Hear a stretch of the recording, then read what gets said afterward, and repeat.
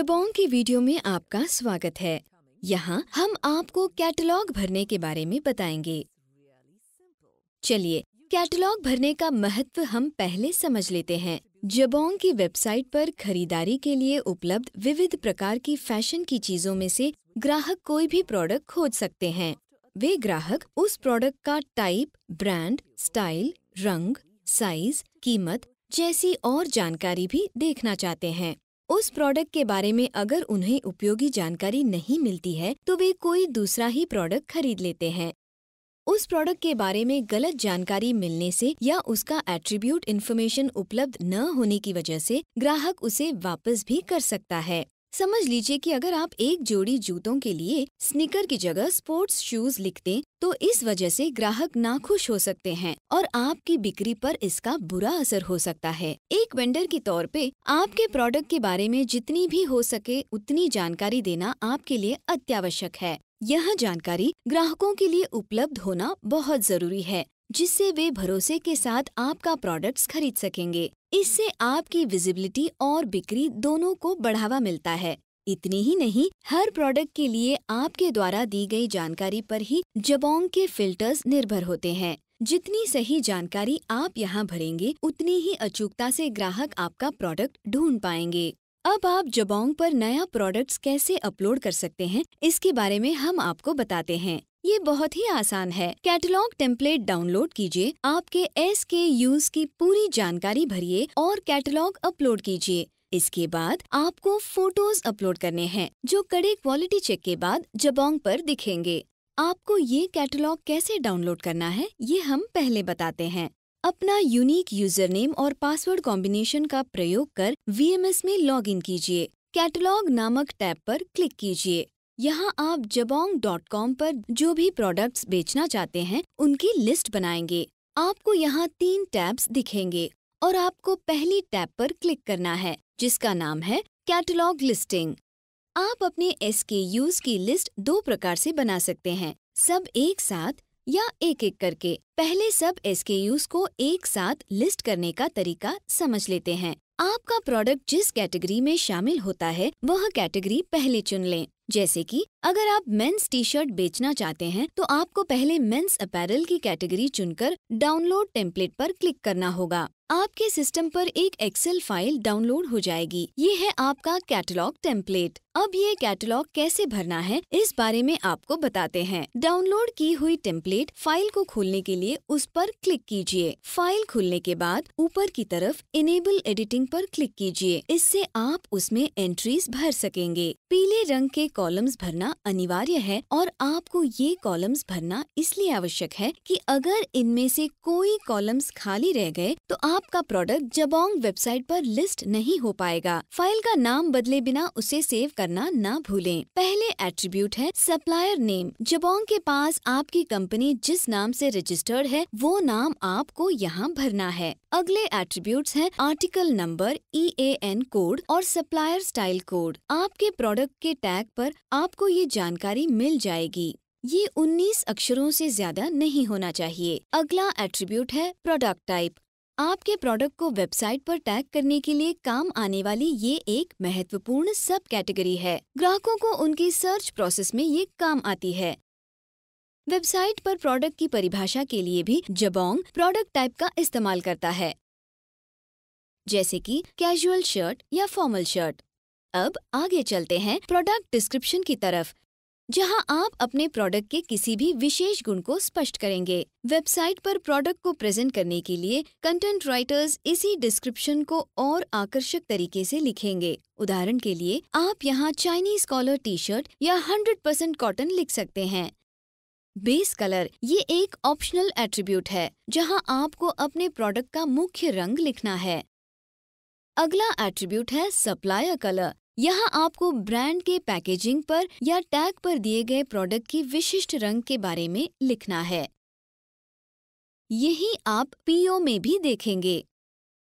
ये जानकारी भरते समय आपको सावधानी बरतनी होगी, क्योंकि जीआरएन के समय पर की जाने वाली कलर बेस्ड क्वालिटी चेक इसी एट्रीब्यूट पर आधारित होगा। साइज एट्रीब्यूट में आपको अपैरल प्रोडक्ट का साइज लिखना है। दिए गए साइज में अगर कोई प्रोडक्ट उपलब्ध है तो उस प्रोडक्ट के पेज पर वह साइज सफेद रंग में दिखाई देगा, नहीं तो वह साइज ग्रे रंग में दिखेगा।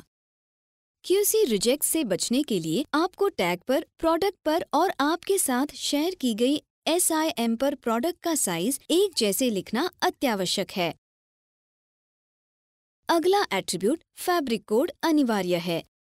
यहाँ आपको प्रोडक्ट में किस प्रकार का कपड़ा इस्तेमाल किया गया है वो लिखना है। चलिए अब लेंथ एट्रीब्यूट देखते हैं। यहाँ आपको प्रोडक्ट की लंबाई लिखनी है। ये पैकेजिंग पर या टैग पर लिखा होना जरूरी है।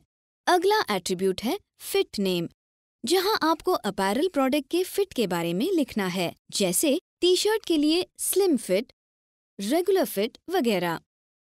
ट्राउजर के लिए नीट फिट या रेगुलर फिट। स्टाइल एट्रीब्यूट का उदाहरण हो सकता है राउंड नेक टी शर्ट या वी नेक टी शर्ट्स इत्यादि। इसका प्रयोग प्रोडक्ट का वर्णन लिखने के लिए होता है। ये वर्णन बाद में जबोंग पर लगाया जाता है। MRP एट्रीब्यूट में आपको प्रोडक्ट की MRP भरनी है। USP एक ऐसा एट्रीब्यूट है जहां आपका प्रोडक्ट वैसे ही अन्य प्रोडक्ट से बेहतर कैसे है इसकी जानकारी आप भर सकते हैं। ये एट्रीब्यूट भरना आपके लिए लाभदायक हो सकता है। इन्वेंट्री एट्रीब्यूट में आपके पास इस प्रोडक्ट के कितने नग उपलब्ध हैं वो संख्या भरनी है। आप कृपया सुनिश्चित कर लें कि जो इन्वेंट्री आपके पास वास्तविक स्टॉक के तौर पर है और जो जबोंग के लिए उपलब्ध है वही इन्वेंट्री आप यहाँ भर रहे हैं। किसी भी प्रकार की वर्चुअल या अंडर प्रोडक्शन इन्वेंट्री यहाँ न भरें।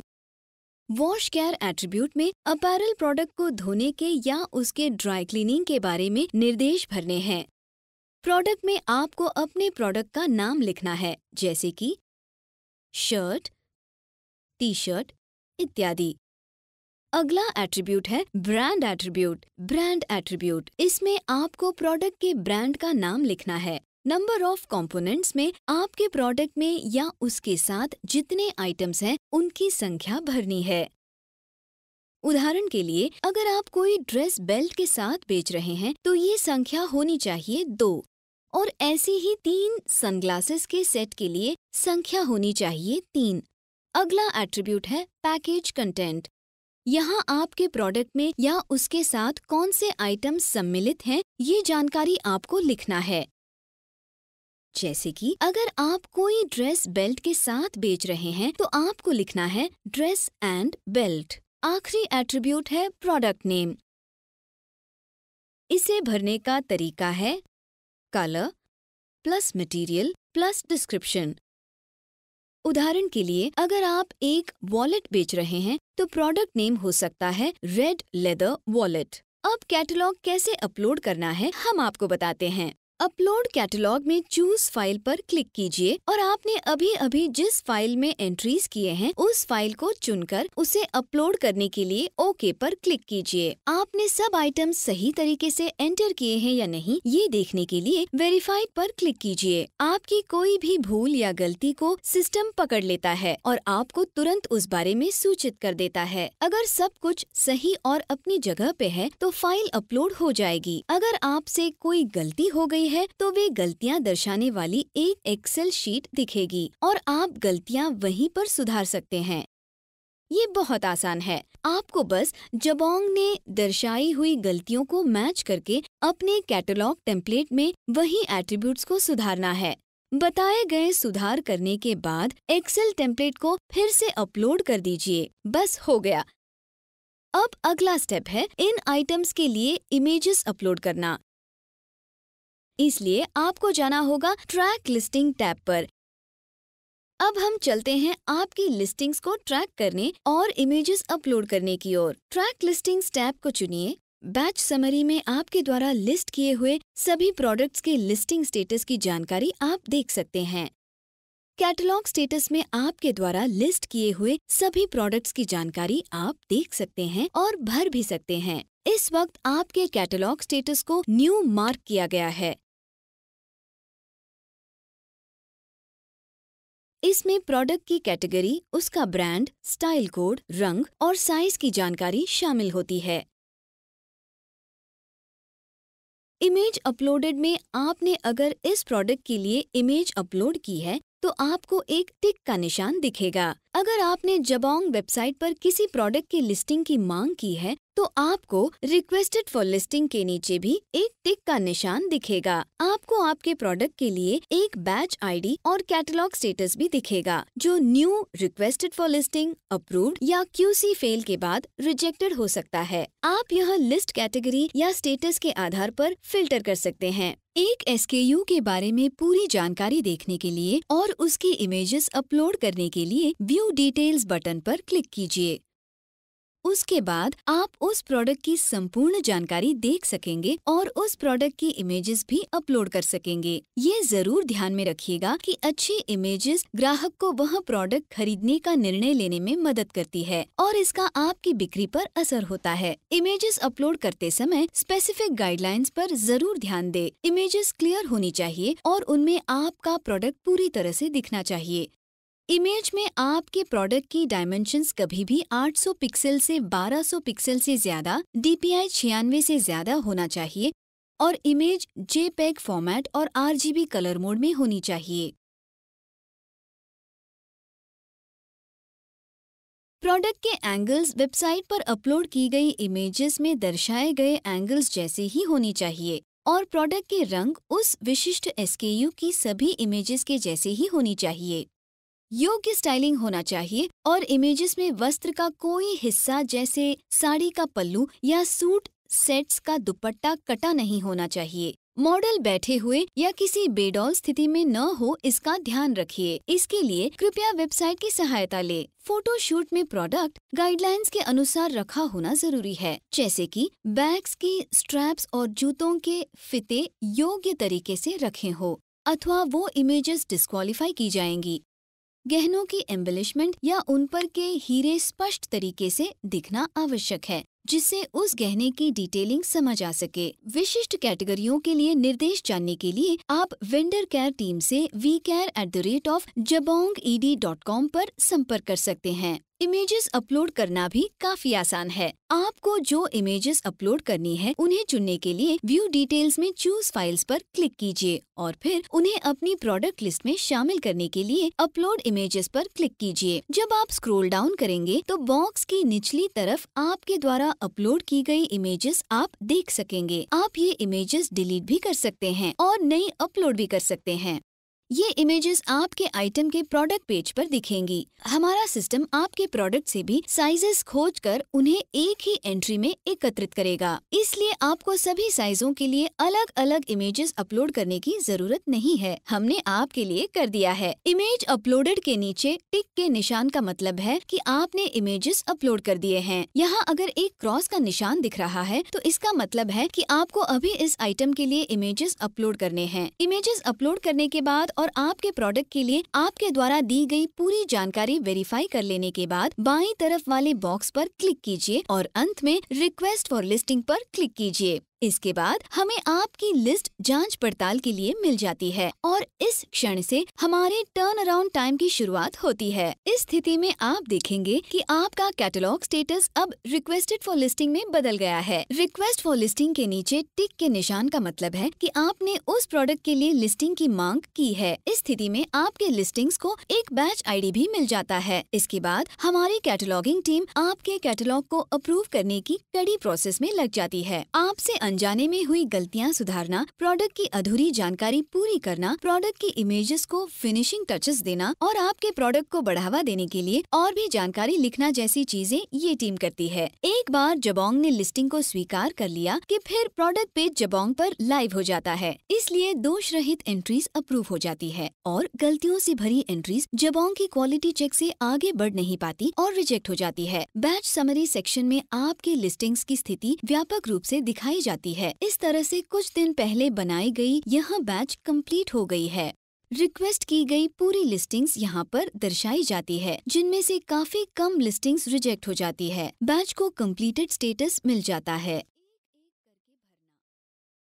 अब SKUs को लिस्ट करने का दूसरा तरीका देखते हैं। जिसमें लिस्टिंग एक एक करके किया जाता है।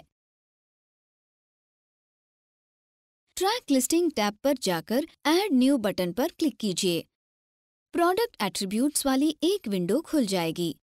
आप उचित कैटेगरी चुनकर पूरी जानकारी भरिए और सेव पर क्लिक कीजिए। इसके बाद कैटलॉग टेबल में एक नया आइटम जुड़ जाएगा। पहले जैसे बताया गया है उसी तरीके से प्रोडक्ट के इमेजेस अपलोड करने के लिए अब व्यू डिटेल्स बटन पर क्लिक कीजिए और लिस्टिंग की मांग करने के लिए रिक्वेस्ट फॉर लिस्टिंग पर क्लिक कीजिए। अब आप किस प्रकार आपकी लिस्टिंग्स मैनेज कर सकते हैं इस बारे में हम आपको बताते हैं। अप्रूव्ड लिस्टिंग्स में आप इंटरनल क्वालिटी चेक के बाद जबोंग द्वारा अप्रूव किए गए आपके सभी प्रोडक्ट्स देख सकते हैं। अगर प्रोडक्ट SKUs को याद रखना मुश्किल है तो कोई बात नहीं, आप कैमरा बटन की सहायता से उस प्रोडक्ट की इमेज देख सकते हैं। दाईं तरफ वाले एडिट आइकन पर क्लिक करके आप प्रोडक्ट की लिस्टिंग्स में बदलाव की मांग भी कर सकते हैं।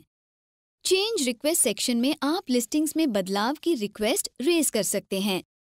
जैसे कि अगर आप किसी प्रोडक्ट की MRP बदलना चाहते हैं तो आपको ड्रॉप डाउन मेन्यू से चेंज MRP चुनना होगा। MRP बदलने की आपकी रिक्वेस्ट फिर जबोंग को भेज दी जाएगी और अगर ये रिक्वेस्ट अप्रूव हो गई तो वेबसाइट पर उस प्रोडक्ट के पेज पर ये बदलाव किया जाएगा। आप अन्य बदलाव की रिक्वेस्ट भी कर सकते हैं और अगर ये रिक्वेस्ट अप्रूव हो गई तो उस प्रोडक्ट के पेज पर उस प्रकार बदलाव किए जाएंगे। आपका माल खत्म हो जाने की वजह से या किसी और वजह से अगर आप कोई प्रोडक्ट आगे बेचना ना चाहें तो आप इस प्रोडक्ट को चुनकर रिक्वेस्ट फॉर डीएक्टिवेशन पर क्लिक कर सकते हैं।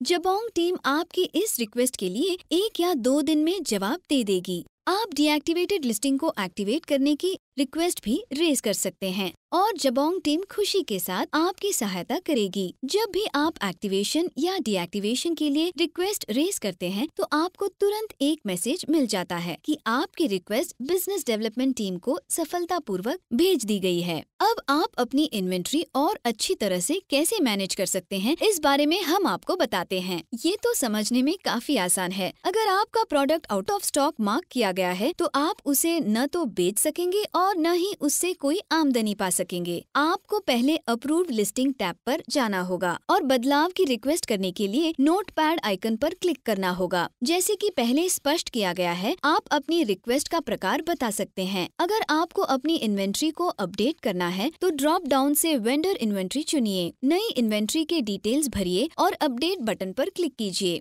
इस बदलाव के लिए जबोंग का अप्रूवल जरूरी नहीं है और ये बदलाव तुरंत उस प्रोडक्ट के लिए लागू हो जाएगा। आप अपनी इन्वेंट्री को एक साथ अपडेट कर सकते हैं। ये कैसे करना है ये आपको बताते हैं। लिस्ट की एक्सेल फाइल को डाउनलोड करने के लिए एक्सपोर्ट प्रोडक्ट्स पर क्लिक कीजिए। प्रोडक्ट के सप्लायर स्टाइल कोड की सहायता से इन्वेंट्री में बदलाव करना अब जबोंग ने आपके लिए आसान कर दिया है। आप नए स्टॉक यूनिट्स के साथ इन्वेंट्री कॉलम अपडेट कर सकते हैं और सब अपडेट होने के बाद सेव करके यहाँ अपलोड कर सकते हैं। झूठी इन्वेंट्री अपडेट करने के बारे में आपको हम एक महत्वपूर्ण बात जरूर बताना चाहेंगे। आपके गोदाम में मूल रूप से जितने भी स्टॉक यूनिट्स हैं, उससे ज्यादा अगर आपने अपडेट किए तो ऑर्डर कैंसलेशंस हो सकते हैं और इसका सीधा असर आपकी बिक्री घटने में हो सकता है। इसीलिए अपने खिलाफ कड़ी कार्रवाई से बचने के लिए अपनी आउट ऑफ स्टॉक इन्वेंट्री पर सतर्कता से ध्यान रखें और ताज़ा स्थिति के अनुसार उसे जबोंग पर अपडेट करते रहें। अगर आपके गोदाम में वास्तविक रूप में पर्याप्त माल नहीं है तो ग्राहकों को बेहतरीन सेवा का अनुभव देने के लिए आउट ऑफ स्टॉक इन्वेंट्री को जल्द से जल्द भर देना आपके लिए आवश्यक है। जब PO आने वाला होता है, जिसे ज्यादा क्वांटिटी में उस प्रोडक्ट को शामिल करने वाले बैक ऑर्डर के नाम से भी जाना जाता है, तब अगर आप किसी प्रोडक्ट की इन्वेंट्री कम करना चाहते हैं तो हम आपकी वह एक्शन स्वीकार न करने की सावधानी भी बरतते हैं। हालांकि अगर क्वांटिटी बैक ऑर्डर से ज्यादा हो तो आपको क्वांटिटी कम करने की अनुमति मिल जाती है। करंट स्टेटस के नीचे वाले रंगीन घेरे आपको आपकी इन्वेंट्री की ताज़ा स्थिति समझने में मदद करते हैं। लाल घेरे का मतलब है कि आपकी इन्वेंट्री खत्म हो चुकी है और आपको जल्द से जल्द स्टॉक भरना आवश्यक है। हरा घेरा आपकी इन्वेंट्री पर्याप्त होने का संकेत करता है। साथ ही में पीले घेरे का अर्थ है कि उस विशिष्ट SKU के लिए डीएक्टिवेशन की मांग की गई है। हमें निश्चित रूप से लगता है कि अब आपके लिए कैटलॉग भरना और उसे मेंटेन करना आसान होगा। वीडियो देखने के लिए धन्यवाद और हमें आशा है कि यह वीडियो आपके लिए उपयोगी साबित होगा।